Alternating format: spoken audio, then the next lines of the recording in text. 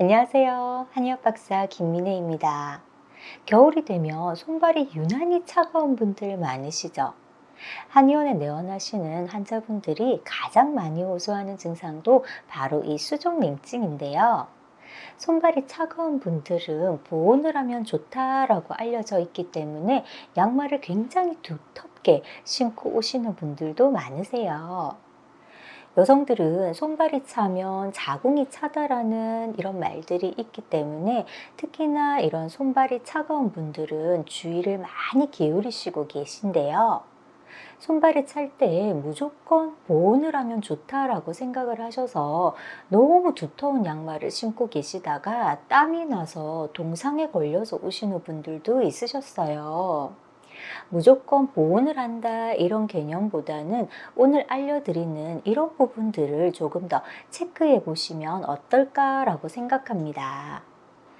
발시림이 있을 때 저는 양말을 한겨울 굉장히 추운 겨울 기준으로 이런 발목까지 오는 양말, 면 양말이면 충분하다라고 말씀드리고 있고요.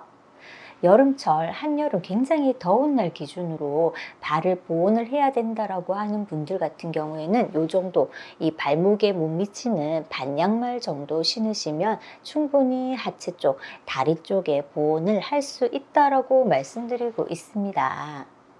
이 과함은 항상 모자란만 못하다라고 하는데요. 이 하체는 온도에 굉장히 민감합니다. 그래서 보온을 해주어야만 몸의 온도를 유지할 수 있는데 이 한겨울에도 스타킹 한 장만 신고 이렇게 내원하시는 분들이 계세요. 그러면 당연히 몸 온도 자체가 굉장히 냉하겠죠. 반대로 이 몸을 따뜻하게 하고 발을 따뜻하게 해주려고 굉장히 두꺼운 수면 양말 신고 내원하시는 분들이 계십니다. 양말은 굉장히 두꺼운데 신발은 원래 신던 신발을 신으시다 보니까 이 순환이 안 돼서 발이 더 시린 경우들도 있으셨어요. 한겨울 양말의 기준은 이 발목까지 오는 면 양말이면 충분하고요.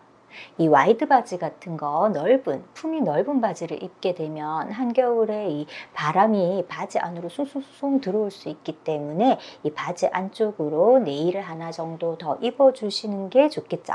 치마도 마찬가지입니다. 치마 안쪽으로 바람이 많이 들어올 수 있기 때문에 만약에 하체 냉증이 있으신 분들이라면 안쪽에 하나 정도 얇은 바지를 입어 주시는 것을 권해드리고 있어요. 한여름 기준으로 양말의 기준은 이 발목까지 오는 요 정도의 이 양말이면 충분한데요. 한여름에 이 맨발로 다니시면서 굉장히 굽이 낮은 슬라이드 같은 거 신으시는 분들이 있습니다. 이런 분들은 발 보온을 할 수가 없기 때문에 이런 것들을 조금 주의해 주시면 좋을 것 같아요. 손발이 차가워지는 가장 첫 번째 원인은 바로 차가운 음식들을 굉장히 즐기시는 분들입니다.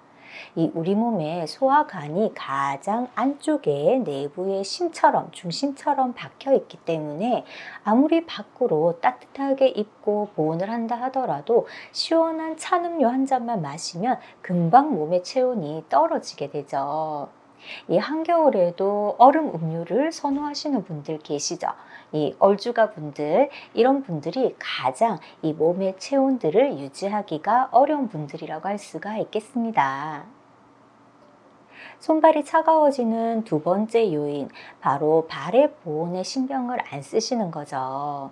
그래서 손발이 차가운 분들은 발을 되도록이면 따뜻하게 하는 게 좋기 때문에 너무 두꺼운 수면 양말, 이 땀이 찰 정도, 발이 순환이 안 될 정도의 수면 양말은 신어주시면 안 되고, 이 한겨울 기준으로 발목 위로 올라오는 정도의 면 양말, 한여름 기준으로는 발목 약간 아래쪽까지 오는 이런 발목 양말을 신어주시는 것을 권해드리고 있습니다.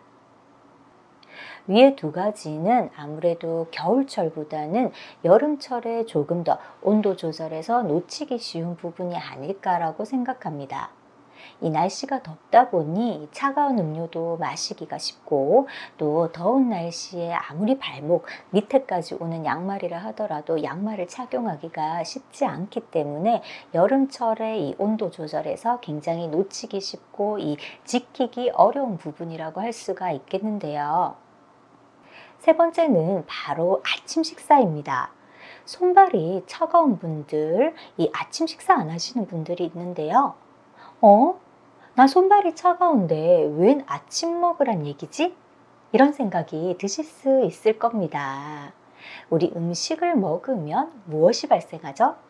바로 음식을 섭취하게 되면 열량이 발생하죠. 열량이라고 하는 것이 바로 열을 내는 것이라고 할 수가 있습니다. 아침 식사를 안 먹는데 이 열이 생길 수가 있을까요? 근육과 지방이 없는 이 상체가 굉장히 마른 형의 여성분들 같은 경우에는 아침 나절 내내 손발이 차갑다 이런 말들 많이 하시는데요. 아침 식사를 하지 않기 때문에 이 열량이 굉장히 없어서 이런 분들 같은 경우에는 아무리 따뜻한 곳에 가도 손발이 금방 따뜻해지지 않고 오전 내내 차가운 분들이 많으십니다. 오전에 손발이 너무 차갑다. 아무리 따뜻한 곳에 가도 금방 손이 따뜻해지지 않는다 하시는 분들은 우선은 아침 식사 안 하시는 분들 아침 꼭 드셔야 됩니다. 오전에 손이 시린 분들은 이 아침 식사, 이 근육량과 지방이 굉장히 모자란 분들이 가능성이 높고요. 이 밤에 손발이 유독 차고 저리다. 이런 분들은 순환에 문제가 있는 분들이 아무래도 많으신 편입니다. 손발이 찬 것, 이 한의원에 굉장히 많이 내원하시는 증상 중에 하나입니다. 앞에서 말씀드린 이런 생활 습관들만 조금 지켜주셔도 많은 호전을 보일 수가 있는데요. 정리하자면 이 수족냉증이 있으신 분들은 꼭 차가운 음료 드시는 거 피해 주셔야 되고요. 두 번째가 이 발 보온에 신경을 써주시는 것이 좋습니다. 땀이 너무 차지 않을 정도의 양말을 꼭 신어주시는 것을 권해드려요. 세 번째가 아침 식사 꼭 챙기시는 것. 이 세 가지만 꼭 한번 지켜보시기를 당부드립니다.